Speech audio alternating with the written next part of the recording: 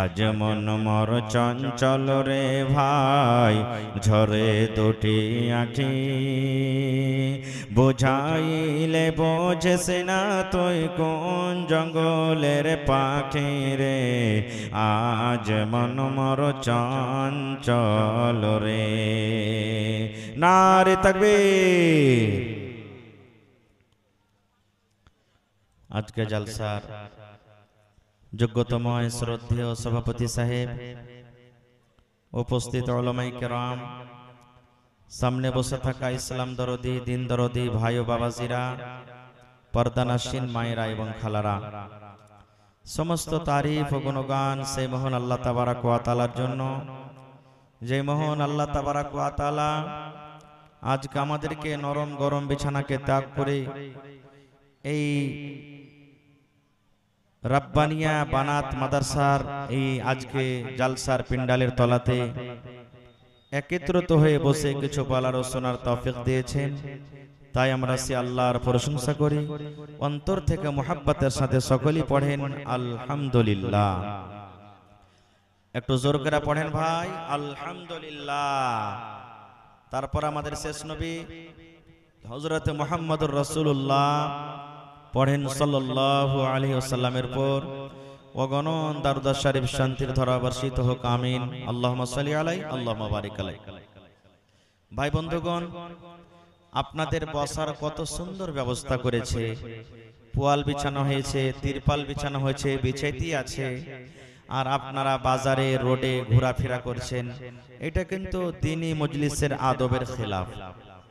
আপনারা বসে যান ভাই, যারা দাঁড় হয়ে আছেন বসে যান, সাইডে যারা আছেন বসে যান জায়গা নিয়ে, যারা রাস্তাতে আছেন আপনারাকে বলবো আপনারা জালসা শুনতে এসেছেন, দিনের কাজে এসেছেন, আপনারা চা পানি কিছু খাওয়ার থাকলে খেয়ে মজলিসে এসে বসেন। আপনারা মজলিসে বসলে শুনতে পাবেন, নেকি পাবেন। চায়ের দোকানে থেকে ভাই নেকি পাওয়া যাবে না, শুনতে পাবেন কিন্তু নেকি পাওয়া যাবে না। এই জন্য আপনারা আসেন আর বসেন। আল্লাহর কাছে দোয়া করি রব্বুল আলামিন আমি যা কিছু বলবো যেন সহি হাদিস এবং কোরআন থেকে বলি এবং তার প্রতি আমল করার জন্য আল্লাহ তাবারাক ওয়া তাআলা আমাদেরকে তৌফিক দেন, পূর্ণ আল্লাহুম্মা আমিন। ভাই মুসলমান, আজকে আমি আপনাদের সামনে শিক্ষা সম্পর্কে কিছু কথা রাখবো, ইলম সম্পর্কে কিছু কথা রাখবো।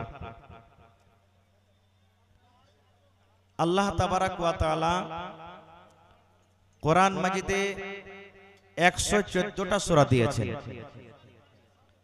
114 সূরার মধ্যে আল্লাহ তাবারাক ওয়া তাআলা এই মানব জাতিকে আল্লাহ তাবারাক ওয়া তাআলা হেদায়েত করার জন্য, ভালো পথে নিয়ে আসার জন্য সব থেকে আগে যেটা নবী মুহাম্মদ সাল্লাল্লাহু আলাইহি সাল্লামের প্রতি আল্লাহ সূরা বা আয়াত নাজিল করেছেন, সেটা হলো কি ইকরা, মানে পড়ো। পড়িতে বলেছেন, সেটা পড়ার কথা এসেছে। কারণ মক্কা আজকে গোটা পৃথিবীর মধ্যে 1 নম্বর হলো ইমানদার দেশ, আল্লাহওয়ালা দেশ আমরা মনে করি নাকি?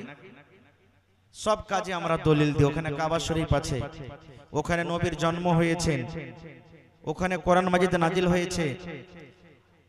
ভাই মুসলমান, একটু আমি আগেকার ইতিহাসে যাই যে মক্কার জায়গাটা নবীজির নবী হওয়ার আগে কেমন ছিল। আপনারা শুনেছেন, পড়েছেন, জানেন যে নবী যখন জন্ম নিয়েছেন, নবী হওয়ার আগে এবং নবী হওয়ার কিছুদিন পরও মক্কার লোকেরা শরাব পান করত, মদ পান করত, মক্কার লোকেরা জুয়া খেলতো, মক্কার লোকেরা ডাকাতি করত, মক্কার লোকেরা যদি কোনো বাড়িতে বেটি মেয়ে জন্মগ্রহণ হয়েছে, মেয়েটাকে জিন্দা জমিনে গেড়ে দিত। যদি কোনো স্ত্রী মহিলার স্বামী মারা যেত, ওই স্ত্রীটাকে হয়তো 1 বছর পর্যন্ত ঘরে বন্ধ করে রাখত, আর না হলে তাকেও মেরে দিত। এক কথা, এই দুনিয়াতে কোনো এমন এই বর্তমান যুগে পাপ নাই, গুনাহ নাই যে গুনাহটা মক্কাতে হতো না, সব গুনাহ হইতো। এইবারে আল্লাহ তাবারাক ওয়া তাআলা এত গুনাহ করা সত্ত্বেও আল্লাহ তাবারাক ওয়া তাআলা নবীকে বললেন না, হে নবী তুমি মানুষকে বলো যে তোমরা মদ পান করিও না, হে নবী মানুষকে তুমি বলো যে তোমরা জুয়া খেলিও না, হে নবী মানুষকে তোমরা বলো যে জিনা ব্যভিচার করিও না, হে নবী মানুষকে তুমি বলো যে মিথ্যা কথা বলিও না, হে নবী মানুষকে তুমি বলো যে তোমরা মেয়েকে মারিও না। এগুলা আল্লাহ তাআলা আদেশ করলেন না। আল্লাহ তাবারাক ওয়া তাআলা নবীকে যেটা আদেশ করলেন সেটা হলো কি ইকরা, সেটা হলো কি ইকরা, মানে তুমি পড়ো। পড়ো কেন আল্লাহ পড়া দিলেন? আপনারা জানেন মানুষের মধ্যে যদি ইলম থাকে, মানুষের মধ্যে যদি জ্ঞান থাকে, তাহলে মানুষরা পড়বে আর পড়ার পর জানবে যে আল্লাহ তাবারাক ওয়া তাআলাকে কিভাবে চিনতে হবে, নবীকে কিভাবে চিনতে হবে, আর মদ পান করাটা কি, জুয়া খেলাটা কি, মেয়েকে দফন করাটা কি, জিনা ব্যভিচার করাটা কি, মানুষ জানতে পারবে। প্রত্যেক গুনাহ মানুষ জানবে, আর যখন মানুষ জানবে তখন আপনি আপ ছেড়ে দিবে। এই জন্য আল্লাহ তাবারাক ওয়া তাআলা সর্বপ্রথম পড়ার কথা বললেন। এবার আরো একটা কথা বলি আপনাদের সামনে। আল্লাহ তাবারাক ওয়া তাআলা সব থেকে আগে মানুষ, জিন, তারপর আপনার জমিন, আসমান, নদী, নলা, পাহাড় সব তৈরি করার আগে, সৃষ্টি করার আগে আল্লাহ কি পয়দা করেছেন জানেন? জি, কলম। আল্লাহ তাআলা কি পয়দা করেছেন? এই কলম। কলম বলতে এইটাই কলম নয়, মানে বুঝার জন্য বলছি। কলম কি পয়দা করেছেন? মানুষকে তৈরি করার আগে, জিনকে তৈরি করার আগে, পাহাড়কে বানার আগে, আসমান জমিন বানার আগে সব থেকে আল্লাহ আগে কলম তৈরি করেছেন। এবার আপনারা বলেন কলমের কাজ কি? কলমের কাজ কি ভাই?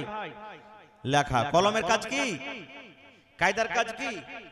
কাটা। কায়দার কাজ কি? হাঁসার কাজ কি? কোড়েলের কাজ কি? প্রত্যেক কাজে আছে নাকি? এই লাইটের কাজ কি? জোনাক করা। এই যে মাইক্রোফোন বাজছে, আওয়াজ হচ্ছে, ভাই আমার, এরকমই আল্লাহ তাবারাক ওয়া তাআলা সব থেকে আগে কলম বানাইলেন। শিখে যান। আজকে আপনাদের জন্য এটা হলো মাদ্রাসা। আজকে বানাত মাদ্রাসার জালসা। এই মাদ্রাসাতে আমার আপনার মেয়েরা, বোনেরা পড়ালেখা করবে, শিখবে, আর আজকে আপনারা শিখতে এসেছেন। আল্লাহ তাআলা কলমকে পয়দা করে দিলেন। এবার যখন কলম হয়ে গেল, এবার আল্লাহ তাআলা কলমকে বলছেন, ডাক দিয়েছেন কি? রে কলম লেখো, কলম তুমি লেখো। আল্লাহ রাব্বুল আলামিন কলমকে বলছেন, কলম রে তুমি লেখো, ও কলম তুমি লেখো। কাকে বলছেন আল্লাহ? কলমকে। এবার কলমের মুখ ফেটে গেল। কার মুখ ফুটলো? কলমের মুখ ফেটে গেল। কলম কথা বলতে লাগলো। বলবেন মাওলানা কলম কেমন করে কথা বলবে? কলমের কেমন করে মুখ ফুটলো? মুসলমান রে, আল্লাহ রাব্বুল আলামিনের কাছে কোনো জিনিসের কমি নাই। আল্লাহ রাব্বুল আলামিন সব কিছুরই মালিক, সব কিছু করতে পারেন। আল্লাহ রাব্বুল আলামিন কোরআনে বলেন, আল ইয়াউমা নাখতিমু আলা আফওয়াহিহিম ওয়া তুকাল্লিমুনা আইদিহিম ওয়া তাশহাদু আরজুলুহুম বিমা কানু ইয়াকসিবুন। সুবহানাল্লাহ। সূরা ইয়াসিনে খুলে দেখবেন আল্লাহ তাবারাক ওয়া তাআলা বলছেন, যেদিন কিয়ামত হবে, হাসরের ময়দান হবে, ওই কিয়ামতের দিন আল্লাহ রাব্বুল আলামিন মানুষের মুখে মোহর লাগিয়ে দিবেন। এই মানুষের মুখে আল্লাহ লাগাম লাগিয়ে দিবেন। আপনার মুখখানটা যদি এনেকে চেপে ধরেলি কথা বলতে পারবেন? একটু কথা বলেন, কথা বলতে পারবেন? পারবেন না। তা আল্লাহ মুখে টুনি লাগিয়ে দিবে, ফেভিকাল মনে করেন, ফেভিকাল লাগিয়ে দিবে, মুখ ধরে যাবে, কথা বলতে পারবেন না।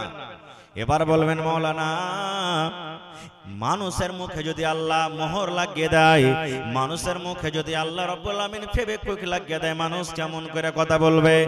আল্লাহ রাব্বুল আমিন পাকে বলবে, পারে তুই কথা বল রে পা।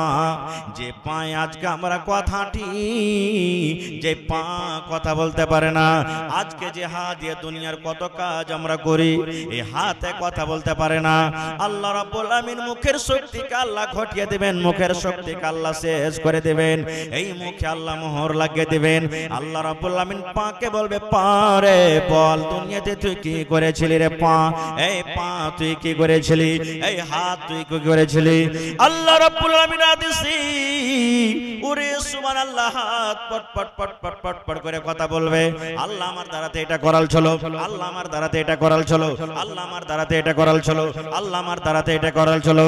ওয়া তাশহাদু আরজুলুহুম, হাত যখন নিজের কথা বলতে লাগবে, আল্লাহ 50 বছর জীবনে আমার সাথে এই কাজ কথা করিয়ে নিয়েছে রব্বুল আলামিন। ওয়া তাশহাদু আরজুলুহুম, পা গাওয়া দিয়ে দিবে, আল্লাহ জি হাত যা বলছে ঠিকই বলছে, হাত সত্য কথা বলছে, পা গাওয়া দিয়ে দিবে। বিমা কানু ইয়াকসিবুন, দুনিয়াতে আমরা যা কিছু করব। এটা বিশ্বাস আছে যে হাত একদিন কথা বলবে? জোরে বলেন, বিশ্বাস আছে কি? বিশ্বাস আছে পা একদিন কথা বলবে? জি, কোরআনের কথা। আর যারা কোরআনকে বিশ্বাস করে না তারা কোনোদিন মুমিন হইতে পারে না, কারণ আল্লাহ তাআলা কোরআনের ব্যাপারে সব থেকে আগে নিজে বলছেন। 2 নম্বর সূরা আলিফ লাম মিম, যালিকাল কিতাবু লা রাইবা ফীহি হুদাল লিল মুত্তাকিন। ওরে সুবহানাল্লাহ, আল্লাহ রাব্বুল আলামিন বলেন, রে দুনিয়ার মানুষ, যালিকাল কিতাব, কোরআন এমন একটা বই, কোরআন এমন একটা কিতাব, কোরআন এমন একটা আল্লাহর পুস্তক, লা রাইবা ফীহি, যাতে কোনো রকমের শক নাই, যাতে কোনো রকমের সন্দেহ নয়। এই কোরআনটা হলো আল্লাহর কিতাব, আল্লাহর কিতাব হইতে কোনো রকমের শক নয়। এবার আল্লাহ বলেন, বান্দারে এই কোরআন আমি কেন দিলাম, কেন দিলাম, কোরআনটা কেন দুনিয়াতে দিলাম, আমি মানুষকে কোরআন কেন দিলাম? আল্লাহ রাব্বুল আলামিন বলেন, বান্দারে কোরআনটা আমি এই জন্য দিলাম, কোরআন তোমরা পড়বে, কোরআন তোমরা পড়বে, কোরআনের মানা বুঝবে, কোরআন তেলাওয়াত করবে, আর হুদাল লিল মুত্তাকিন। আর আল্লাহ রাব্বুল আলামিন বলেন, এই কোরআনটাতে মুত্তাকিদের জন্য হিদায়াত রয়েছে। নারে তাকবীর। ভাই আমার, তাহলে বুঝা গেল কিয়ামতের দিন হাত পা গাওয়া দেবে। তাহলে কলম কথা কেন বলতে পারবেন না? বলতে পারবেন না? পারবেন না? আল্লাহ রাব্বুল আলামিন কলমকে ডাকতে বলবেন, এই কলম, কলম রে, তোমার কাজ হলো লেখা, তুমি লেখো, কলম তুমি লেখো, এই কলম তুমি লেখো, তোমার কাজ হলো লেখা, কলম তুমি লেখো। ওরে সুবহানাল্লাহ, এইবারে কলম তখন আল্লাহকে বলবেন, মাবুদ কি লিখবো আল্লাহ মেজি, কি লিখবো আল্লাহ মেজি, কি লিখবো আল্লাহ তুমি আদেশ করো। লেখার জন্য আমি আল্লাহ তৈয়ারি আছি, রেডি আছি, আল্লাহ তুমি আদেশ করো কি আমি লিখবো। এইবারে আল্লাহ রাব্বুল আলামিন বলবেন, কলম রে, কিয়ামত পর্যন্ত যা কিছু হবে, কিয়ামত পর্যন্ত যা কিছু হবে রে কলম, তুমি সমস্ত কিছু লিখে দাও, সমস্ত কিছু লিখে দাও। এবারে কলম ঘস ঘস ঘস ঘস ঘস করে লিখতে লিখতে লিখতে লিখতে লিখতে আল্লাহ রাব্বুল আলামিনের আদেশে কিয়ামত পর্যন্ত যা কিছু ঘটবে কলম এক এক করে সব লিখে দিলেন। তাহলে আল্লাহ তাবারাক ওয়া তাআলাও সর্বপ্রথম যেটাকে পয়দা করেছেন সেটা হলো কি? কলম। যাক, ওদিকে আমি আর যাব না, আস্তে আসেন। আল্লাহ তাবারাক ওয়া তাআলা শেষ নবীকে যে আল্লাহ তাবারাক ওয়া তাআলা করলেন, সর্বপ্রথম আল্লাহ তাবারাক ওয়া তাআলা তাকে পড়ার কথা বললেন। আজকে আফসোসের কথা, কতটি লোক আমরা পড়েছি ভাই, কয়টা লোক আমাদের বাড়িতে বেটি ফারেগা বেটি আছে। আজকে গ্রামে, প্রত্যেক গ্রামে 3টা 4টা 5টা 6টা করে মুলবি সাহেব হবে, হয়েছে। কিন্তু আমার এই গোটা খুট্টির পঞ্চায়েতে যতদূর আমি জানি, আমার মনে হয় যে চিলমারি গ্রাম শুধু বাদ দিয়ে কোনো এমন গ্রাম নেই যে একটা বেটি ছেলে পড়ে লেখে ফারিক হয়েছে, একটা মনে হয় নাই। শুধু চিলমারি, চিলমারি গ্রামে মোটামুটি না হইলে কমসে কম 30-35 জন মেয়ে ছেলেরা আছে, বোনেরা বেটিরা আছে যারা 8 বছর 10 বছর পড়ে লেখা ফারিক হয়েছে। আর তাছাড়া না আমার বিচলা টোলা, না খুট্টি হাসেলি, না পিপল টোলা, না চিড়িয়ারাইকা, না খাত্তাহাট, আমার মনে হয় একটাও গ্রামে, হ্যাঁ রানিং এ আছে। আল্লাহর রহমতে, আল্লাহর দয়াতে মানুষ শুরু করে দিয়েছে। কেউ হয়তো বুলুগুল মারাম পড়ছে, কেউ হয়তো মিশকাত পড়েছে, কেউ হয়তো আর কিছু পড়েছে, কিন্তু ফারেগা কিন্তু একটাও নাই। এই জন্য ভাই মুসলমান আরো একটা কথা বলি, যেমন বেটাকে আপনি তালিম দিচ্ছেন, বেটাকে পড়াইছেন, এই মতো বেটিকেও আপনাকে পড়াইতে হবে, না হবে না? বেটিকে পড়াইতে হবে না হবে না? জোরে বলেন। আল্লাহর নবী সাল্লাল্লাহু আলাইহি ওয়াসাল্লাম বলেছেন, তলাবুল ইলমি ফারিজাতুন আলা কুল্লি মুসলিম। আরে আমার উম্মত, তোমরা কান করে শুনে নাও, প্রত্যেক মুসলমানদের জন্য ইলম হাসিল করাটা হলো ফরজ। ইলম হাসিল করাটা হলো ফরজ। ইলম হাসিল করতে হবে, শিক্ষা মানুষকে নিতে হবে। এই জন্য নবী বলেছেন প্রত্যেক মুসলমানদের জন্য ইলম হাসিল করা ফরজ। তাহলে মুসলমান বলতে কি শুধু পুরুষেরা? জোরে বলেন, শুধু পুরুষেরা? কি মহিলারা কি মুসলমান নয়? জোরে বলেন, বেটি ছেলেগুলা মুসলমান নয়? ওরাও মুসলমান। যেমন পুরুষকে ইলম শিখতে হবে, মেয়ে ছেলেকে ইলম শিখতে হবে। বলবেন হাজি মাওলানা, মেয়ে ছেলেরা ইলম শিখে কি করবে? তাহলে একটা ঘটনা বলছি আপনাদের সামনে, হাদিসের কথা। আল্লাহর নবী একদিন বসে আছেন, আল্লাহর নবীর স্ত্রী মা আয়েশা রাদিয়াল্লাহু তাআলা আনহা আল্লাহর নবীর পাঞ্জরে বসে আছেন। মিয়া বিবি গল্প করছেন, যা গল্প করার হয়। এই বর্তমান যুগে আমরা যেমন নিজের স্ত্রীর সাথে গল্প করি, কথা বলি, দয়ার নবী এইবারে বসে আছেন। দয়ার নবীর পাঞ্জরে তার বিবি আয়েশা রাদিয়াল্লাহু তাআলা আনহা বসে আছেন। এবারে একজন ইহুদির একটা দল, ইহুদির একটা জামাত এসে নবীকে সালাম দিচ্ছেন, আসসালামু আলাইকুম। কি সালাম দিচ্ছেন? জোরে বলেন। আমরা যদি দেখা হয় তা আমরা কি বলবো? আসসালামু আলাইকুম। কি বলবো ভাই? একটু কথা বলেন, কি বলবো? আসসালামু আলাইকুম। আমি স্টেজে এলাম, আপনাকে সালাম দিলাম, আসসালামু আলাইকুম। আমাকে আপনি সালাম দিবেন, আসসালামু আলাইকুম। কোন মুসলমানের সাথে দেখা হবে, আসসালামু আলাইকুম। কিন্তু ওরে সুবহানাল্লাহ, নবীর দরবারে এসে ওই ইহুদি নবীকে সালাম দিচ্ছেন, আসসালামু আলাইকুম। আসসালামু বলে না, আসসালামু আলাইকুম। ওরে আল্লাহ, মানা কতখানি হয়ে গেল, ফরক দেখে। সেই ইহুদি এসে বলছে, নবী গো, আসসালামু আলাইকুম মানে তোমার উপরে মওত আসুক, তুমি মরে যাও, তুমি মরে যাও, তোমার পরে যেন মওত আসে, তুমি মরে যাও, তোমার পরে যেন মওত আসে। ইহুদি এসে নবীকে বদদুয়া দিয়েছেন, আসসালামু আলাইকুম। আর আমরা যেটা সালাম দিচ্ছি, শরীয়ত বলেছেন আসসালামু আলাইকুম মানে আল্লাহর সালামতি তোমার পরে হোক, আল্লাহর দয়া তোমার পরে হোক, এটার মানে হলো এটা। আর ও নবীকে সালাম দিচ্ছে আসসালামু আলাইকুম। আচ্ছা বলেন তো, দুনিয়াতে যতই কোনো মানুষের কোন মা খালারকে পুরুষ খারাপ হয়, ভালো তো দূরের কথা, যদি একটা ভাই কেউ চুরি করছে, ডাকাতি করছে, মদ পান করছে, আর ওর স্ত্রীর সামনে যদি পুরুষটাকে গাল দেন, তো স্ত্রীটা গাল দিবেন আপনাকে? ভালো কইবে না ঝগড়া করবে আপনার সাথে?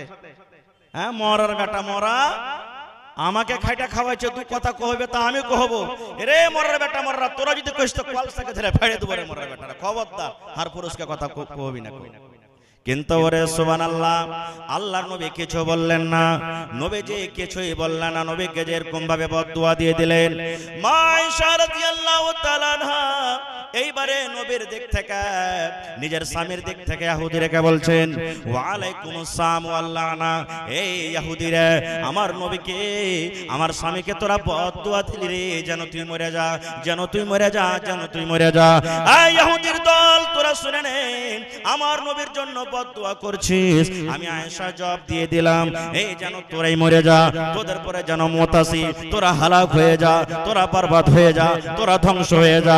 আমার নবীকে তোরা এরকম ভাবে গালি দিবি, আমি সহ্য করতে পারবো না।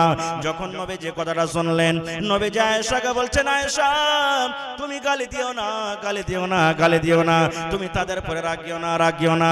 এবারে মা আয়েশা বলছেন, ইয়া রাসূলুল্লাহ, আল্লাহর নবী গো, আমার সামনে আপনাকে গালি দিবে আর আমি চুপ করে থাকবো, এটা আমি সহ্য করতে পারি না গো নবীজি, এটা আমি সহ্য করতে পারি না। আমার সামনে আপনাকে গালি দিবে, আমি এটা সহ্য করতে পারি না। এইবারে নবী আয়েশাকে বলছেন, আয়েশা রে, আমি ওয়া আলাইকুম বলে দিয়েছি, ওয়া আলাইকুম আমি বলে দিয়েছি, ওদের আমি জবাবটা দিয়ে দিয়েছি। যদি আমাকে ভালো নিয়তে সালাম দিয়ে থাকে, ওরা ভালো উত্তরটা পাবে, ভালো দোয়া পাবে। আর যদি ওরা মন্দ নিয়াতে সালাম দিয়ে থাকে তাহলে ওয়া আলাইকুম তাদের বদদুয়া তাদের দিকে ঘুরে চলে যাবে। কেউ যদি রাগ করে বলে আমি আসমানকে ছুপ দিয়ে দেবো, ছুপ কার মুখে লাগবে? আসমানকে লাগবে না নিজের মুখে লাগবে? জোরে বলে। নবীজি বলছেন ওই নিজের হালাত বরবাদ হয়ে যাবে তারপরে মত আসবে। তাহলে হাদিসটা কেন আমি বুঝালাম? এই জন্য আমি বুঝালাম মা আয়েশা রাদিয়াল্লাহু তাআলা আনহা যদি পড়ালেখা না হইতেন তাহলে নবীর তরফ থেকে জবাব দিতে পারতেন ভাই? জোরে বলেন, জবাব দিতে পারতেন? হ্যাঁ ভাইরে, এই মতো পড়ালেখা বেটি ছেলে যদি আপনি নিয়ে আসবেন, আল্লাহ রাসূল সাল্লাল্লাহু আলাইহি ওয়াসাল্লাম বলেছেন তুনকাহুল মারাতু লিআরবাইন, মানুষরা বিয়ে করে চারটা জিনিস দেখে। যে আমরা সাধারণ চারখান গুণ দেখি, আল্লাহ রাসূল বলেছেন মানুষরা বিয়ে করে চারখান গুণ দেখে। কি কি? এক নম্বরে নবী বলেছেন লিমালিহা, যারা বিয়ে করে মাল দেখে, যে বেটি ছেলেকে বিয়ে করব তার পাকার বাড়ি আছে কিনা, জমি জায়গা আছে কিনা, ওই বাবার কাছে মাল আছে কিনা। দুই নম্বরে নবী বলেছেন ওয়ালে হাসাবিহা, মানুষেরা বংশ দেখে, ঝাড় দেখে, এর বংশ কেমন, ঝাড় কেমন। তিন নম্বরে নবী বলেছেন ওয়ালে জামালিহা, যাকে বিয়ে করবে মানুষেরা তার রূপ দেখে, সৌন্দর্য দেখে। চার নম্বরে নবী বলেছেন ওয়ালে দিনহা, তার মধ্যে দিনদারি দেখে। আল্লাহর নবী বলেছেন উম্মত চার খানার মধ্যে যদি আগেকার তিন খানাই না থাকে, যে মেয়েকে তুমি বউ করে বাড়িতে নিয়ে আসবে আর বাবার যদি মাল না থাকে, যদি গরিবের মেয়ে হয় তাও চলবে, বংশ ঝাড় যদি বড় না হয় তাও চলবে, তিন নম্বরে সৌন্দর্য না হয় তাও চলবে, নাক মোটা হয় তাও চলবে, দাঁত বড় হয়ে আছে তাও চলবে, দেখতে কালো যদি আছে তাও চলবে।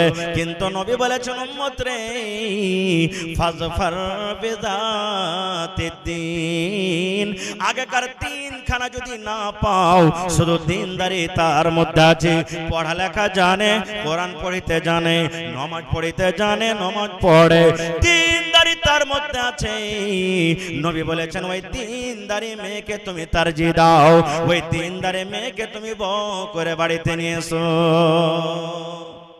দিনদারি বউকে বাড়িতে নিয়ে আসতে গেলে আপনার জীবন উদ্ধার হয়ে যাবে। আর দিনদারি না হয়তো কেমন হবে জানেন? একটা গল্প বলছি, হাদিস কোরআনের কথা নয়। স্বামী স্ত্রী দুজন একদিন বসে আছে, স্ত্রীটা বেমার পড়ে গেছে, দিয়া তখন স্ত্রীটা ওকে জিজ্ঞাসা করছে আর পুরুষকে, হাজি তুমি আমাকে কতখানি ভালোবাসো? কইছে তোমাকে খুবই ভালোবাসি জি। কইছে তাও কহ কতখানি ভালোবাসো? তো পুরুষটা কইছে এত তোমাকে ভালোবাসি, এত তোমাকে ভালোবাসি যে বলার শেষ নেই, তোমাকে দেখাইতে পারবো না আমি। তখন বলছে যে তাহলে কেমন করে আমি জানবো যে তুমি আমাকে ভালোবাসছো? কিছু ওয়াদা দাও, তাহলে আমার মরার পর তুমি বিয়ে করবে না। বলছে দেখবো, বুঝ বিচার করে তখন ওইটা ভাবা চিন্তা করবো। কই তাও কহ কতদিন বাদ তুমি বিয়ে করবে না? যদি তুমি বিয়ে করি লাও তা আমি তো কবর থেকে আর তোমাকে মানা করতে পারবো না, দেখতে পাবো না, তো তুমি কতদিন পর আমার সাথে, আমার মরার পর বিয়ে করবে না? তখন বলছে বিবি রে, তাহলে যখন তুমি শুনতে চাইছো তোমার পরে আমার এত মায়া মোহব্বত আছে, যতদিন তোমার কবরের মাটি না শুকাইবে অতদিন আমি বিয়ে করবো না। কবরের মাটি কয়দিন শুকাইতে লাগবে ভাই? একদিন, দুদিন, 3 দিন, 4 দিন, নাকি 5 দিন লাগবে নাকি মাওলানা? শুকিয়ে যাবে। এবারে কইছে ঠিক আছে, বিবি খুব খুশ, মরে গেল। একদিন চলে গেল, 2 দিন চলে গেল, 3 দিন চলে গেল, 4 দিন, 5 দিন, 8 দিন হয়ে গেল। তার স্বামী কবরের পাঞ্জরে চলে গেছে। বিবির সাথে আমি ওয়াদা করেছি যতদিন কবরের মাটি ভিজা হয়ে থাকবে না শুকাবে, অতদিন আমি বিয়ে করব না। দেখি আমার বিবির কবরের মাটি শুকাল জায়গা শুকায়নি। ওরে সুবহানাল্লাহ, যে দেখছে এখনো মাটি ভিজা হয়ে আছে। আবার 3 দিন পর যদি যাচ্ছে, ওরে আল্লাহ দেখছে এখনো মাটি ভিজা হয়ে আছে। এবার তার স্বামী মনে মনে বলছে আল্লাহ কি তোমার লীলা, কি তোমার তামাশা। আল্লাহ আশেপাশে কোন জায়গাতে মেঘ পানি হয় না, দেখতে পাই না, কিন্তু আমার বিবির কবরটা কেনে ভিজা হয়েছে, ব্যাপারটা কি? আজকে আমি চোর দেখবো। এবার আড়ালে একটু সেই লোকটা বসে গেছে। বসে যাওয়ার পর এবার দেখছে ওর যেটা সালা ছিল, একটা কে ছিল সালা, স্ত্রীর ভাই কেন সালা বলে, ওর সালাকে দেখছে যে এক বদনা পানি লিয়ে ডলে করে চলে এসছে আর কবরে ঢালছে, কবরে ঢালছে। তখন ওকে যা ধরে নিয়ে বলছে, এই শালা হারামি, তুই কেন মাটিতে কবরে পানি ঢালছিস রে? কি ব্যাপার, কি হয়েছে তোর? বলছে বহন তুমি জানো না, বুবু মরে সেদিন আমাকে কয়ে গেছে যে তুই রোজ দিন একবার করে এক ডলা করে পানি ভিজাবি কবরে, তার লাগে আমি কবরকে ভিজাছি। সুবহানাল্লাহ। কহেন তো এরকম করে পানি যদি ঢালতি থাকে সারা জীবন কেটে যাবে, তো আর কবর শুকাইবে না, আর না কবর শুকাবে না বিয়ে করতে হবে। আরে আল্লাহ ভাই আমার, তাহলে এরকম স্ত্রী যদি বাড়িতে নিয়ে আসেন, পড়ালেখা না হয়, তাহলে জীবনটা সুখে শান্তিতে কাটবে। আর একটু আগে চলেন, আল্লাহর নবী যখন দুনিয়া থেকে চলে গেলেন, তারপরে খলিফা হলেন কি আবু বকর রাদিয়াল্লাহু তাআলা আনহু। বড় কথা বলবো না, উনিও দুনিয়া থেকে চলে গেলেন। 2 নম্বর খলিফা হলেন কে? উমর ফারুক রাদিয়াল্লাহু তাআলা আনহু।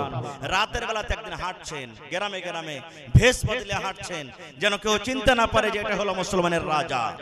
মুসলমানের রাজা যেমন আমার মুখিয়াজি, আমাদের খুট্টি পঞ্চায়েতের মুখিয়া, এই মতো মুসলমানের আমির ছিলেন কে? উমর ফারুক রাদিয়াল্লাহু তাআলা আনহু। ভেষ বদলে গ্রামে হাঁটছেন, দেখি কোনো বাড়িতে তো কেউ না খেয়ে নাই, দেখি কোনো বাড়িতে তো কেউ বেমার নাই, দেখি কোনো বাড়িতে তো কেউ কষ্ট নাই, এগুলা জানার জন্য হাঁটতে হাঁটতে হাঁটতে হাঁটতে দেখছেন তো এক বাড়িতে মা বেটি ঝগড়া করছে, মা বেটি ঝগড়া করছে।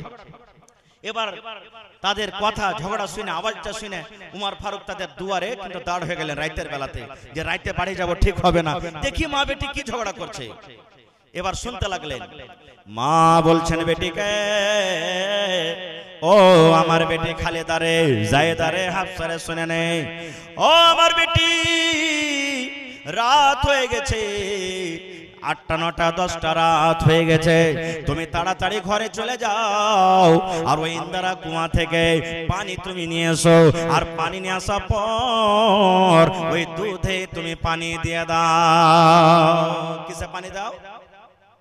দুধে পানি দাও। আচ্ছা বলেন এটা জায়েজ না না জায়েজ? দুধে পানি দিয়ে বিক্রি করা হারাম, কিন্তু নিজের বাড়িতে দুধে পানি মিশাল করাটা জায়েজ, হালাল আছে, মানা নাই। 1 কিলো দুধ আছে, ছেলে পেলে বেশি, 1.5 কিলো দুধ লাগবে, 1/2 কিলো পানি মিশাল করে খান, মানা নাই। কিন্তু 1 কিলো দুধকে 1.5 কিলো করবো, টাকা বেশি হবে, আর আপনি পানি মিশাল করে বিক্রি করবেন, এটা হলো হারাম। সুবহানাল্লাহ। এবার মা বলছে, বেটি রে, ও খালেদা সাফিয়া শুন, ঘরের ভিতরে দুধ রাখা আছে রে মা, তুমি পানি নিয়ে চলে যাও, আর পানি নিয়ে যাওয়ার পর তুমি দুধে পানি মিশাল করে দাও। এবার বেটি বলছে, মা কেন এরকম করব? বলছে, বেটি রে, সকালবেলাতে দহিয়ার আসবে, সকালবেলাতে গারাক আসবে, 3 কেজির জায়গাতে 1 কিলো তুমি যদি পানি দিয়ে দাও, ওজনটা বেড়ে যাবে, টাকা বেশি হয়ে যাবে, লাভ আমাদের হয়ে যাবে। এই জন্য বেটে তুমি চলে যাও, চলে যাও, আর দুধে তুমি পানিটা দিয়ে দাও। এবার বেটি বলছে, মা গে আমি এটা কাজ করতে পারবো না গে মা গে আমি এটা কাজ করতে পারবো না। কিন্তু উমর ফারুক টাটিতে কান লাগিয়ে লাগিয়ে শুনছেন। মা বেটি তো জানে না কি আমাদের রাজা উমর ফারুক আমাদের কথা শুনছেন। মা বলছে, কেন করবি না? বলছে, মা গে আমাদের রাজা আমিরুল মুমিনিন উমর ফারুক রাদিয়াল্লাহু তাআলা আনহু ওয়াজ করেছেন গে মা, কে দুধে পানি মিশাল করা চলবে না, চলবে না, চলবে না, দুধে পানি মিলা চলবে না। এই জন্য গে মা আমি দুধে পানি মিশাল করব না। যখন কথাটা বলা, মা বলছে, বেটি রে, উমর ফারুক ওয়াজ করেছে দুধে পানি মিলাইতে হবে না, তাহলে উমর ফারুক তো দেখতে পাই না, উমর ফারুক তো আমাদের বাড়িতে নাই। বেটি রে, যা তাড়াতাড়ি চলে যা, আর দুধে পানি দিয়ে দে। আমরা মা বেটি যদি রাতের অন্ধকারে এই কাজটা করে ফেলি, তাহলে উমর ফারুক জানতে পারবে না, উমর ফারুক দেখতে পাবে না, আর উমর ফারুক জানতে না পারতে গেলে আমাদেরকে ডাঁড় জরিমানা করবে না। এই ভাই মুসলমান, এবার বেটির কথা শুনেন। বলছে, মা গে আমি এটা কাজ করতে পারবো না গে মা, পারবো না। বলছে, কেন পারবি না? বলছে, মা গে উমর ফারুক যদি আমাদেরকে না দেখেন, উমর ফারুক যদি এখানে না থাকে গে মা, একজন কিন্তু দেখছেন যার নাম হলো কি আল্লাহ, আল্লাহ দেখছেন মা, এই জন্য আমি দিতে পারবো না পানি। সুবহানাল্লাহ। চলে গেলেন উমর ফারুক বাড়িতে। সকাল হলো, সব বেটাকে বসিয়ে দিলেন। বসতে বলছে, এই বেটা শোন, তোদের জন্য আমি একটা খুব সুন্দর বেটি ছেলে বহু দেখেছি, তোমরা কে আছো এমন যে তোমরা পছন্দ করছো যে তাকে বিয়ে করবে? একটা বেটা রাজি হয়ে গেল, মেয়েটাকে ডেকে পাঠালেন। মেয়েটাকে ডেকে পাঠিয়ে পরে বলছে, মা তোমার চরিত্র আখলাক আমি বুঝে ফেলেছি, এই জন্য আমার বাড়ির তোমাকে বউ করব, তুমি কি রাজি আছো? উমর ফারুক যিনি মুসলমানের আমির রাজা, সামান্য একটা সাধারণ ঘরের মেয়ে শুধু দিনদারি ইমানদারি হওয়ার কারণে বউ হয়ে গেল। সুবহানাল্লাহ। এ ভাই মুসলমান, তাহলে মেয়ে ছেলের ইলম শিক্ষা দরকার আছে না নেই? জোরে বলেন আছে না নেই? আছে। আর একটু আগে চলেন। আল্লাহর নবীকে মক্কার লোকেরা গাইল দিত, কেউ জাদুকর বলতো, কেউ বলতো যে এই পাগল, কেউ বলতো কি দিওয়ানা, কেউ বলতো কে জিন আসছে, কেউ বলতো যে ভূত আসছে। হাদিস বুখারী শরীফের মেলা এরকম গাল দিত। আল্লাহ কোরআনে বলছেন তাও যে মক্কার লোকেরা নবীকে কিভাবে গাল দিয়েছে। ছোট ছোট বাচ্চা, এখনো বালিগ হয়নি, সাবালক হয়নি, ছোট ছোট বাচ্চা। ওর মা ডেকে বলছে, বেটা রে, কি গে মা? বলছে, বেটা একটা কাজ করতে পারবি? বলছে, কি গে মা? বলছে, বেটা রে, এই মক্কা নগরে, মক্কার জমিনে আবু জাহাল বলে একটা লোক আছে রে ধন, যে আমার নবীকে গালি দেয়।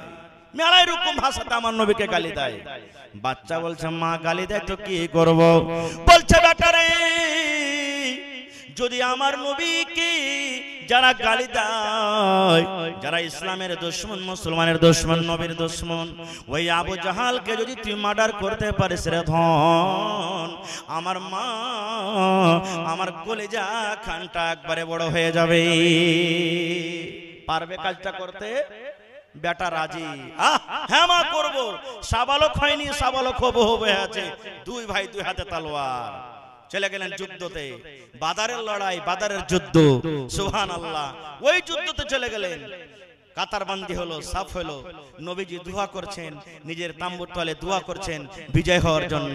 সাফ বান্দি হয়েছে। সব থেকে আগা দিকে আব্দুর রহমান বিন আওফ রাদিয়াল্লাহু তাআলা আনহু, যুদ্ধ মানুষ, যোদ্ধা মানুষ, তলোয়ার নিয়ে আগা কাতারে আছে, এক আগা দিকে আছে।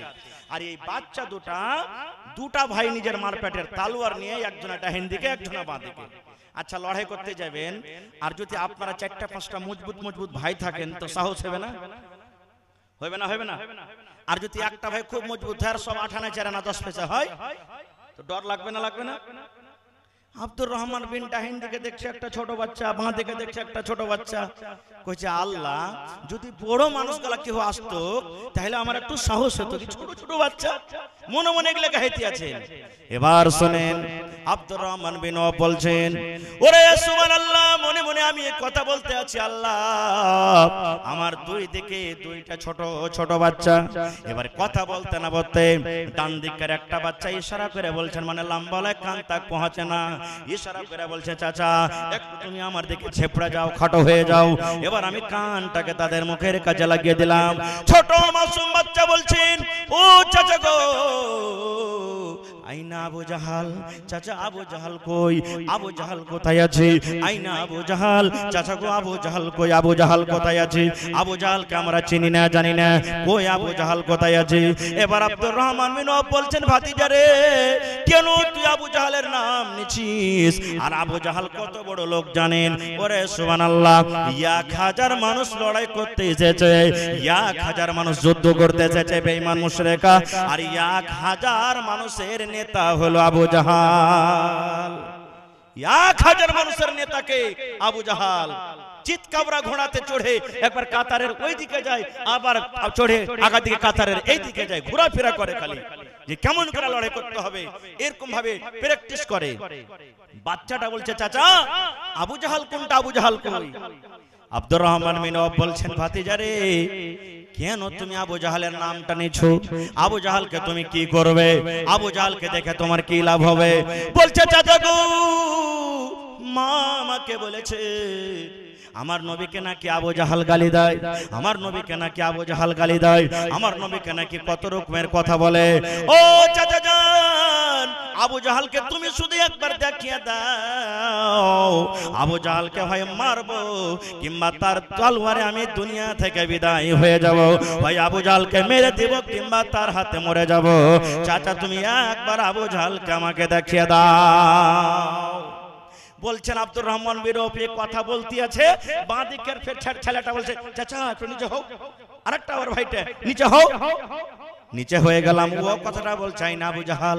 চাচা আবু জাহাল কই? আবু জাহাল কোনটা? আবু জাহাল কই? এবার আমি বললাম ভাতিজা আবু জাহালকে নিয়ে কি করবি? বলছে চাচা গো এই যে আমার আপনার ডান দিকে দাঁড় হয়েছে এটা হলো আমার ভাই, এটা আমার নিজের ভাই, আমরা দুইজন নিজের মায়ের পেটের ভাই। চাচা গো আমার মা আমাকে বলেছেন যে আমার নবীকে নাকি আবু জাহাল গেল দেয়, হয়তো আবু জাহাল আজ বাঁচবে আর না হলে আবু জাহালের হাতে আমরা দুই ভাই মরে যাব। যেমন কথাটা বলা আব্দুর রহমান এবার নজর করে সামনে দেখেন চিৎকার একটা ঘোড়াতে চড়ে আবু জাহাল চলে যায়।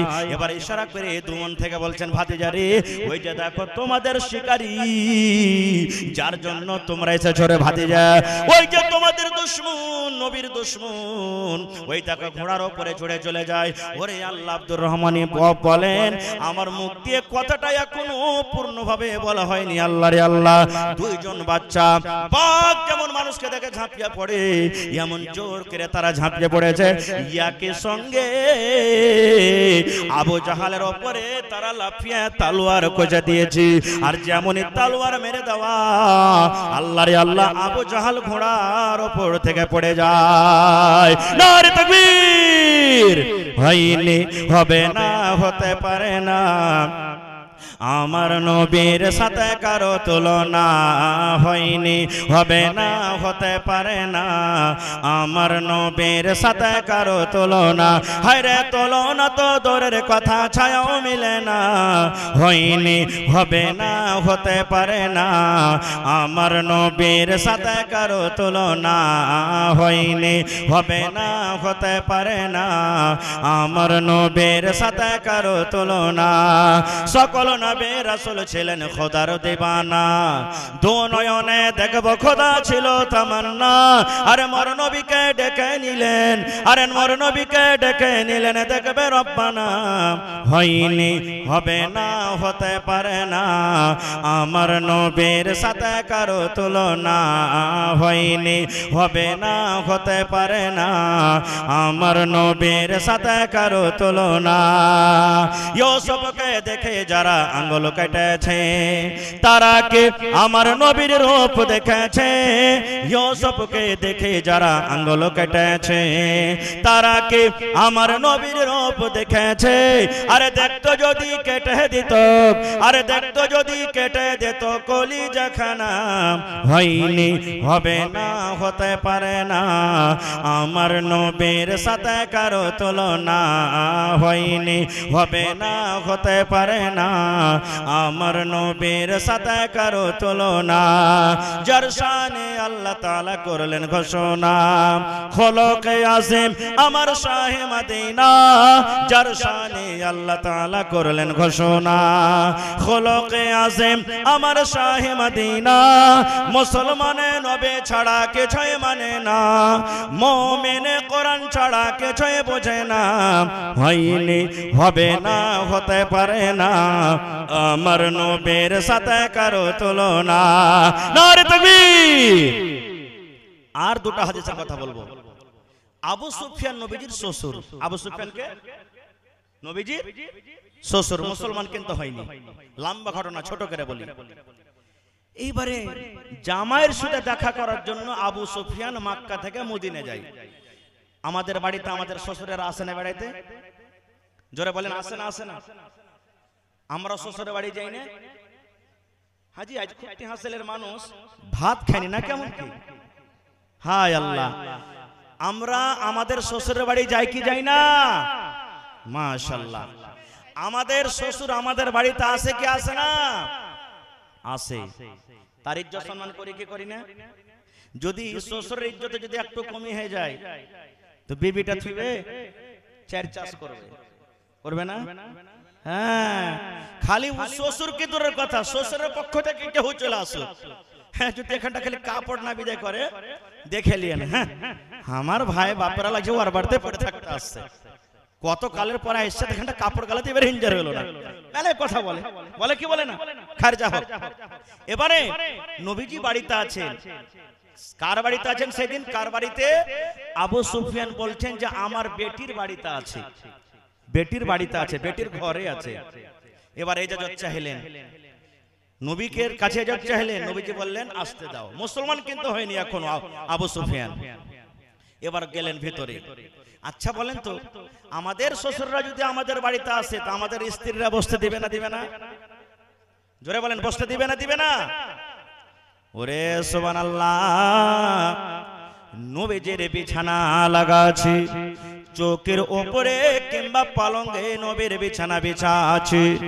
এইবারে আবু সুফিয়ান নবীর বিছানের উপরে বসতে যাবেন। জামাইয়ের বিছান, বেটির বিছান, বসতে যাবেন। যেমনই বসতে যাওয়া, সুবহানাল্লাহ, এইবারে বেটি বলছেন আব্বা গো থামো, ও আব্বা থামো থামো। মানে কেমন থামো? যেমন কুটুম বসতে ইচ্ছে কুরসিতে, আর যদি কোনো ময়লা টয়লা লেগে থাকে তো আমরা থামো থামো থামো থামো থামো, ঝেড়ে দিয়ে একটু বলবো না বলবো না। এই মতো নবীজির স্ত্রী ওরে সুবহানাল্লাহ আব্বাকে বলছেন আব্বা থামো, একটু থামো, বসিও না, বিছানে বসিও না আব্বা, বিছানে বসিও না। আবু সুফিয়ান বললেন আমি ধমক দিয়ে দাঁড় হয়ে গেলাম। এবারে আমি যখন দাঁড় হয়ে গেলাম, ওরে সুবহানাল্লাহ, আমার বেটি আমাকে বিছানাতে বসতে না দিয়ে ওই বিছানা খানটাকে জমা করে এক সাইডে রেখে দিলেন। এবার রেখে দেওয়ার পর বলছেন আব্বা তুমি এখন বিছানে বসে যাও। সৈয়াদি বিছানা খানটা জমা করে দিল, উপরকার যত কাপড় ধরিয়েছে, আর খালি বিছানাতে বলছেন চৌকিতে বা খাটে এখন বসো। এবার আবু সুফিয়ান বলছেন মা রে, এরকম কাজ তুমি করলে কেন রে মা? আমি তো হইলাম তোমার বাপ, তুমি হইলে আমার বেটি, এই মুহাম্মদ হলো আমার জামাই, আর জামাইয়ের বাড়িতে আমি এসেছি, বেটির বাড়িতে এসেছি। বাপকে আদর করে বসতে দিয়েছ, বাপকে আদর করে বসতে দিয়ে বিছানা কেন তুমি জমা করে নিলে? কেন আমাকে বিছানায় তুমি বসতে দিলে না? কেন তুমি বিছানা খানটাকে জমা করে নিলে? এবারে ওরে সুবহানাল্লাহ, নবীজির স্ত্রী ওই আবু সুফিয়ানের বেটি বলছে আব্বা গো, তুমি নবীর বিছানাতে বসার এখনো যোগ্য হওনি। তোমার মতো মানুষটা নবীর বিছানায় বসবে এটা হক কিন্তু রাখে না। এবারে বেটি বলছে কেন রে বেটি? আব্বা বলছে কেন রে বেটি? কেন আমি বিছানায় বসতে পাবো না? এটা তো হলো আমার জামাই, মুহাম্মদ হলো আমার জামাই, আর তুমি হলো আমার বেটি। জামাইয়ের বিছানা আমি কেন বসতে পাবো না? বেটের বিছানা আমি কেন বসতে পাবো না? কেন আমি বসতে পাবো না? এইবারে বেটি বলছে আব্বা গো, আমি তোমার বেটি হইতে পারি, আর এই মুহাম্মদ তোমার জামাই হইতে পারে, কিন্তু এই বেটি আর জামার এলাওয়া আল্লাহ রাব্বুল আমিন তাকে নবী করেছেন আর তাকে রাসূল করেছেন। আয় আব্বা জান, আপনি এখনো মুসলমান হননি, এখনো মুসলমান হননি, এখন আপনি নাপাক হয়েছেন, মুশরিক হয়েছেন। আর আপনার মতো মুশরিক লোক নবীকে বিছানায় আমি বসতে দেব না। আপনার মতন মুশরিক লোককে আমি নবীর বিছানাতে আমি বসতে জায়গা দেব না। নারে তাকবীর! এ ভাই, এবারে বেটি ছেলেটা যদি পড়ালেখা না থাকতো, দিনদার না থাকতো, তো নিজের বাপের সাথে এরকম ব্যবহার করতে পারতো? তারজি দিলেন কাকে? আব্বাকে। নাম নবীকে না নিজের স্বামীকে? স্বামীকে তারজি দেয়নি, দিয়েছেন নবীকে। কেন? শরীয়ত জানে বুঝে জন্য না। একটা আর হাদিসের কথা শুনেলেন, ওরে সুবহানাল্লাহ, এর আগে হয়তো আমি কোন জালসাতে বলেছি, একবারে শর্টে বলবো। আল্লাহর নবীর জামানাতে সুবহানাল্লাহ সাফওয়ান বিন মুআত্তাল রাদিয়াল্লাহু তাআলা আনহু একজন সাহাবী, একবার শর্টে বলবো কবি। সাফওয়ান বিন মুআত্তাল রাদিয়াল্লাহু তাআলা একজন স্বামী, পুরুষ মানুষ। এবার তার স্ত্রী বলছেন আমি নামাজ পড়ি, আমার স্বামী আমাকে মারে। একদিন দেখলাম, দুদিন দেখলাম, 3 দিন দেখলাম, 5 দিন দেখলাম। এবার নবীর দরবারে আমি কিন্তু শিকায়ত নিয়ে চলে গেলাম আমার স্বামীর জন্য। স্বামীর জন্য শিকায়ত নিয়ে গেলাম। যেমন আমার এই চিলমারি গ্রামে যদি কোনো মানুষ ভুল করে, আমার মুখ্যজির কাছে চলে যায়, আমার মাওলানার কাছে চলে যায় যে ইনসাফ করে দেন, ফয়সালা করে দেন। এই মতো সেই মহিলা সাফওয়ান বিন মুআত্তালের স্ত্রী নবীর কাছে চলে গেলেন। শিকায়ত নিয়ে কার? স্বামীর জন্য। শিকায়ত কি জানেন? আমাকে খাইতে দেয় না তার জন্য নয়, আমাকে কাপড় দেয় না তার জন্য নয়, আমাকে বাড়িতে রাখে না তার জন্য নয়, যে দিক থেকে আসে আমাকে মারে তার জন্য নয়। কিসের শিকায়েত? চলে গেলেন নবীর কাছে। নবীর পাঞ্জরে আরো সাহাবায়ে কেরাম বসে আছেন। ওয়ার স্বামী সাফওয়ান বিন মুআত্তাল নবীর পাঞ্জরে কিন্তু বসে আছেন। এই বেটি ছেলে যে তখন বলছেন আসসালামু আলাইকুম ইয়া রাসূলুল্লাহ। নবীজি বললেন কি খবর, কি কথা, কেন এসেছো তুমি? এবার সাফওয়ান বিন মুআত্তালের স্ত্রী বললেন ইয়া রাসূলুল্লাহ, আল্লাহর নবী গো, আমার স্বামীর ব্যাপারে তিনখানা আমি শিকায়ত নিয়ে এসেছি গো নবীজি, তিনখানা আমি কেস নিয়ে এসেছি। নবী বললেন কি তোমার শিকায়ত আছে বলো। এক নম্বরে সাইমা বলছেন আল্লাহর নবী গো, এই যে সাফওয়ান বিন মুআত্তাল আপনার পাঞ্জরে বসে আছে, এটা হলো আমার স্বামী, এটা হলো আমার পাতি, এটা হলো আমার হাজবেন্ড। আল্লাহর নবী গো, আমি যখন নামাজ পড়ি, নামাজের হালাতে আমার স্বামী আমাকে মারে, আমাকে গুতা মারে, আমাকে ফাইট মারে, আমাকে হুড়া দেয় আর ডাকে বিবি রে তুমি এসো এসো আমার বিছানাতে তুমি এসো। এই জন্য আমি আপনার কাছে ইনসাফ পেতে এসেছি গো নবীজি, যে নামাজের হালাতে আমার স্বামী কেন আমাকে মারে। নামাজের হালাতে মারতে হয় ভাই, কেউ মারবে না। এক নম্বর হয়ে গেল। বলছে আচ্ছা 2 নম্বর। আবার মহিলাটা বলছেন ইয়া রাসূলুল্লাহ, নবী গো, আমি যখন রোজা রাখি গো নবীজি, দিনের বেলাতে যখন আমি রোজা রাখি, আমার স্বামী সাফওয়ান আমার মুখে পানি দিয়ে কিংবা আমার মুখে খাজর দিয়ে আমার রোজাটাকে ভেঙে দেয়। এবার যদি আমি খাজর কিংবা পানি খেয়ে যদি রোজা না ভাঙি, আমার হাত কানটাকে ধরে বিছানে নিয়ে চলে যায়, আর বিছানে নিয়ে যাওয়ার পর আমার সাথে হামবিস্তিরি করে, মিলন করে, আর মিলন করার পর আমার রোজাটাকে ভেঙে দেয়। কয়টা হলো? 2টা হয়ে গেল। এবার সেই মহিলা বলছেন 3 নম্বর কেস। নবী গো, নবী গো, যখন সূর্যটা উঠে যায় পূর্ব দিকে, যখন সূর্যটার ছাটা চলে আসে, সূর্যটা যখন উঠে যায়, তখন আমার স্বামী ফজরের নামাজ পড়ে। সূর্য ওঠার আগে আমার স্বামী ফজরের নামাজ পড়ে না। 3 হয়ে গেল কেস। 1 নম্বর নামাজ হালাতে মারি, 2 নম্বর আমার রোজা ভেঙে দেয়, 3 নম্বরে ফজরের নামাজ পড়ে সূর্য ওঠার পর। নবীজি 3টা শিকায়ত শোনার পর তার স্বামী সাফওয়ানকে বলছেন, সাফওয়ান, তোমার স্ত্রী যে সব কথাগুলো বলেছে এগুলো সত্য না মিথ্যা? আমাদের মানুষ, আমাদের মতো এই জামানার আমরা মানুষ হতাম, লজ্জার কারণে বলতাম না নবীজি সব মিথ্যা কথা বলেছে, একটা সত্য কথা বলেনি, এই কথা আমরা বলতাম। কিন্তু ওরে সুবহানাল্লাহ, যার সিনাতে কোরআন, যে আল্লাহ আল্লাহ রাসূলের প্রতি মুহাব্বত ভালোবাসেন, সাফওয়ান বলছেন ইয়া রাসূলুল্লাহি, আল্লাহর নবী গো, আমার ব্যাপারে আমার স্ত্রী 3খানা কেস করেছে, একটাও মিথ্যা নয় গো নবীজি, একটাও মিথ্যা নয়, সব সত্য, সব সত্য। আমার বিবি আমার ব্যাপারে যা বলেছেন সব হলো সত্য। এবারে নবী তখন বললেন, বাবারে, নামাজটা হয়তো আল্লাহর ইবাদত, নামাজের হালাতে তুমি কেন মারো? নামাজে তুমি কেন মারো? বিবিকে তুমি নামাজের হালাতে কেন মারো? এইবারে সফর বলছেন ইয়া রাসূলুল্লাহ, আল্লাহর নবী গো, তাহলে আমি কেন মারি নামাজের হালাতে? আমি কেন মারি? তাহলে আমার কথাটা একটু শুনে নেন।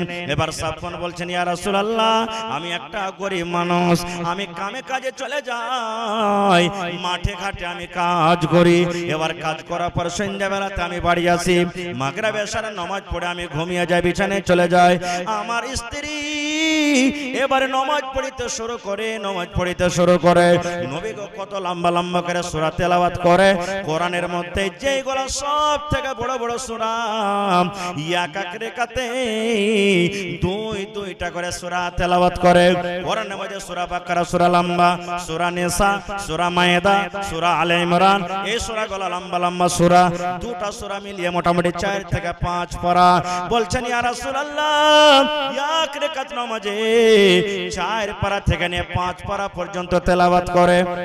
কোনদিন রাত 2টা হয়ে যায়, কোনদিন রাত 3টা হয়ে যায়, কোনদিন ফজর হয়ে যায় নামাজ পড়িতে পড়িতে। আর আমি মাঠে ঘাটে সারা দিন কাজ করি, বিছানে আমার কি কিন্তু ঘুম আসে না। আমি বুঝালাম একদিন বিবিকে, বিবি রে এত লম্বা করে তুমি তেলাওয়াত করিও না, এত লম্বা করে তুমি নামাজটা পড়িও না। একদিন বুঝালাম, দুদিন বুঝালাম, কিন্তু আমার কথা মানে না। আমার কথা যখন না মানি তখন আমি নামাজের হালাতে তাকে কিল মারি, তাকে আমি ফাইট মারি আর বলি বিবি রে এত তুমি নামাজ লম্বা করিও না, এত নামাজ লম্বা করিও না। এসো এসো তুমি আমার বিছানায় এসো, আমার মাথাটা তুমি দেবে যাও, আমার গা হাতে তুমি তেল দিয়ে দাও, আমার পাটা তুমি একটু দেবে দাও, এসো তুমি আমার বিছানাতে তুমি এসো। আমার কথা না মানে না শুনি নামাজটাকে লম্বা করার কারণে আমার বিবিকে আমি মারি।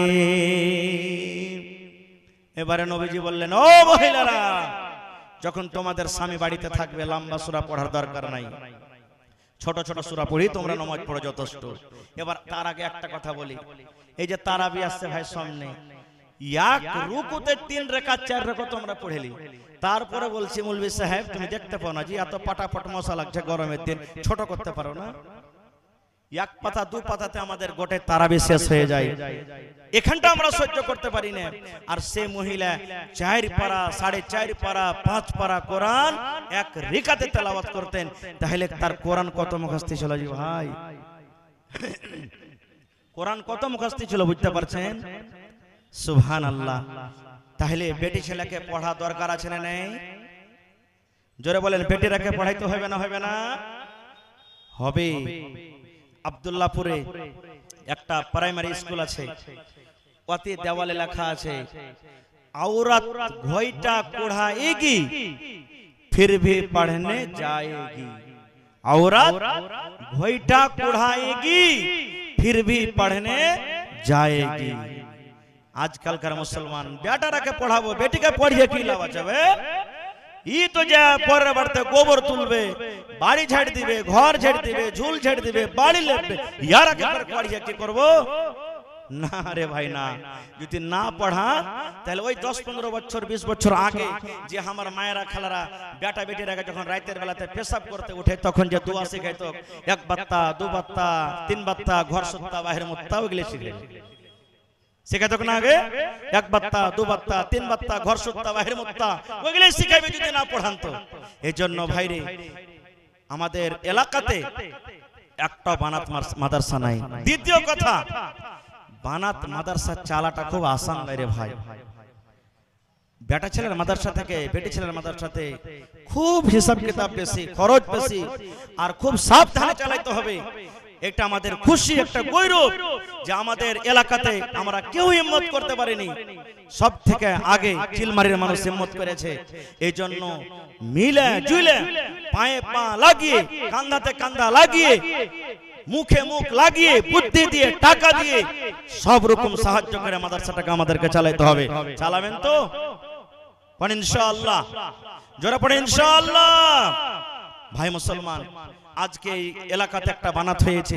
আমাদের মেয়েরা কত ভাই এমন আছে গরিব মানুষ, 3-4 মেয়ে আছে, হয়তো একটাকে পড়িতে দিয়েছে, খরচ জুটে না, পাঞ্জরখানে থাকলে পড়িতে পারবে, খরচ কম লাগবে।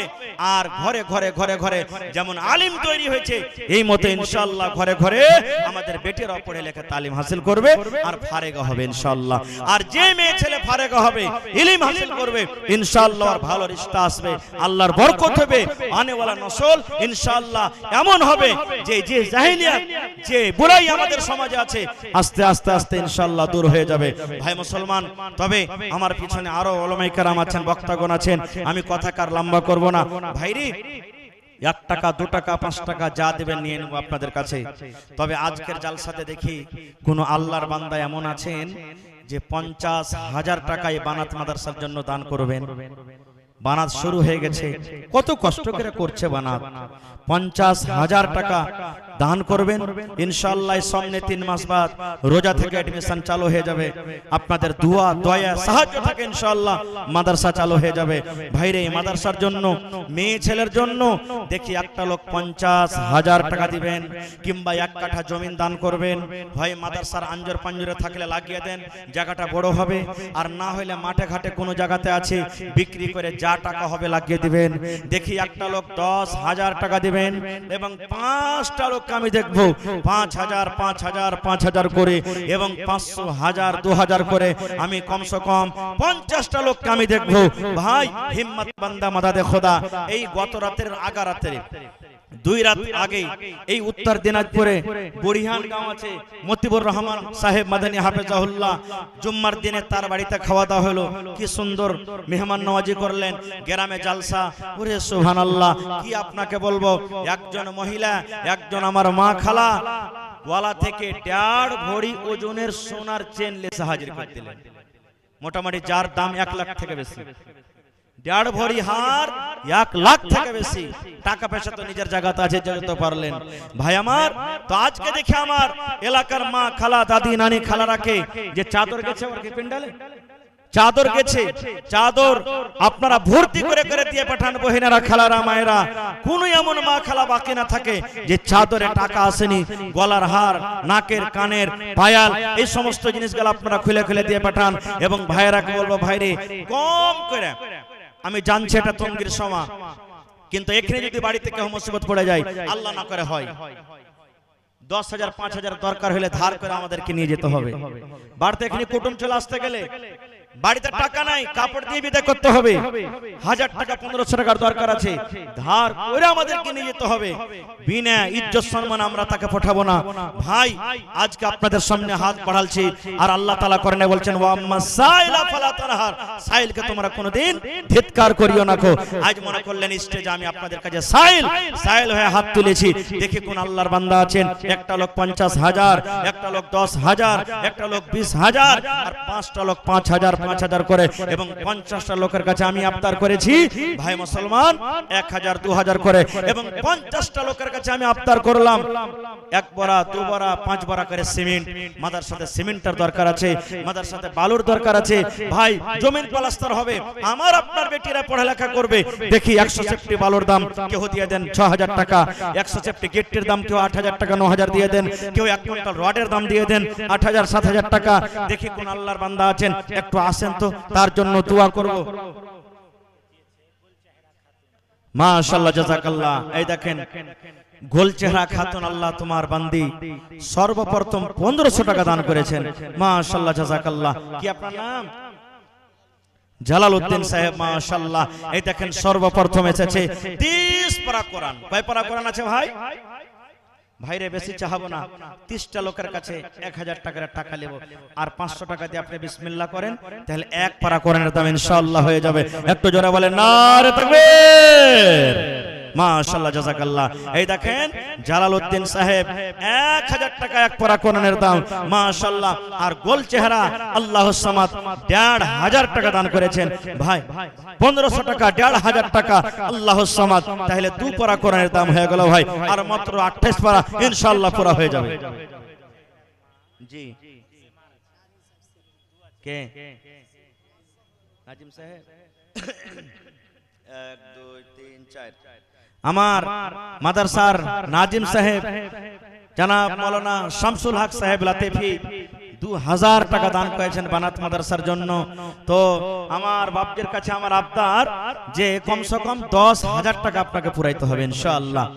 আল্লাহ দিয়েছেন, দিচ্ছেন, দিতে আছেন। আমি জানি যে মাদ্রাসার জন্য কতখানি কোরবানি করছেন আপনি, এই মাদ্রাসা আইনুল উলুমের জন্য। তো এটা হলো আপনার মাদ্রাসা, আপনাদের কি চালাইতে হবে, আপনারা ছাড়া কেউ চালাইতে পারবে না। এই জন্য 2000 টাকা দিয়েছেন, কমসে কম 1 গাড়ি বালুর দাম আপনি দিয়ে দেন, কিংবা গিট্টি কিংবা রড, 3টার মধ্যে একটা কিন্তু আপনাকে দিতে হবে। বালু মোটামুটি 6,500, গিট্টি মোটামুটি 8,000 নাকি 9,000, আর রড হয়ে গেল মোটামুটি 7,000 8,000 টাকা। তো 3টার মধ্যে কোনো একটা আপনাকে গোছতে হবে। যদি 2,000 দিয়েছেন, তো গিট্টি দিতে গেলে আর 6,000 টাকা লাগবে ইনশাআল্লাহ, বালু দিতে গেলে আরো 4,000 টাকা লাগবে, 4,500। তো কোনো একটা আপনি পুরা করেন ইনশাআল্লাহ, আল্লাহ তাআলা আপনার রোজগারে বরকত দিবেন। মাশাআল্লাহ, জাযাকাল্লাহ। এই দেখেন আল্লাহ আমার মামাজান সাবেত আলী সাহেব সমিতি হ্যাঁ পঞ্চায়েত খট্টি হাসেলি 1 2 3 4 5 6 7 8 9 10 মাশাআল্লাহ 5000 টাকা দান করেছেন মামা আমার নারে তাকবীর মাশাআল্লাহ জাযাকাল্লাহ ربنا ظلمنا أنفسنا وإن لم تغفر لنا وترحمنا لنكونن من الخاسرين ربنا آتنا في الدنيا حسنة وفي الآخرة حسنة وقنا عذاب النار اے رب العالمین জালালউদ্দিন সাহেব 1000 টাকা